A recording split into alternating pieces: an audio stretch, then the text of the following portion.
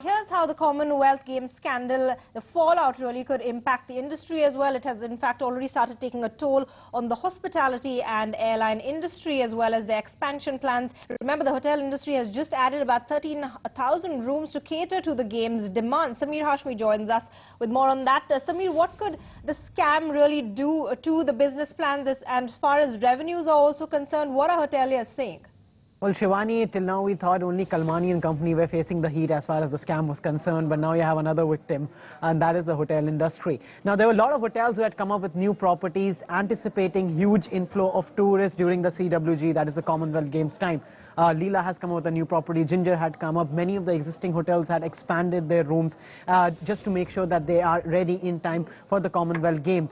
But till now, whatever we have gathered from sources, and even as far as the advance bookings are looking, they are an abysmal 14%, 9 to 14%. The highest that we have gathered so far is only 14%. So this was clearly not anticipated, because a lot of hotels were expecting at least 2 months prior to the game, 50% of the advance bookings would be full, and the remaining 50 would fill in the next few weeks. Even the tourism in the Commonwealth Committee, the organizing committee, had blocked 13,000 rooms. Out of that, only 2,000 have been filled so far, and another 11,000 are still pending. So clearly things are not going in the right direction for them, and it's bound to have an impact on their revenues, because remember, they have incurred huge amount of money on building these new properties. As far as the room rates were concerned, they were pegging a room rate as far as the 5-star leisure hotels are concerned between 20 to 25,000. Now they have cut that, slashed that by 30 to 40%. They are selling rooms between 12,000 to 15,000 in the hope that the rooms will get filled at least when the CWT, that's the Commonwealth Games,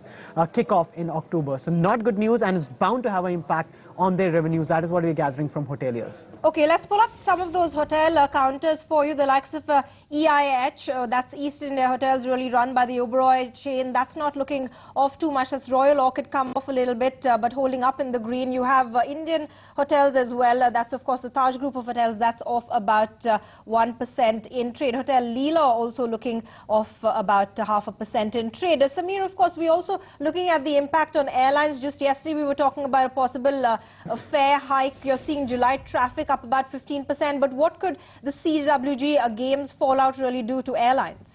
Well, Shivani, as far as the airline industry is concerned, they are still not that worried, because remember, as far as the deployment of expanding the capacity is concerned, that decision still rests with the domestic airlines. And primarily, it was not much of domestic traffic they were in any case expecting the inflow to Delhi. Rather, they were expecting maybe some inbound traffic, and as far as Jet and Kingfisher are concerned, they don't have too many flights coming from abroad. So clearly, they are not that worried at the moment. They are telling us, based on the trends they see by September, if they see huge inflow, or as far as the domestic market is concerned, a lot of traffic moving towards Delhi, they might deploy extra aircraft on those routes. But as of now, they are taking a cautious approach, and then they are not really worried at the moment as far as CW Games are concerned. But definitely, hotels are the ones that are much more worried at the moment.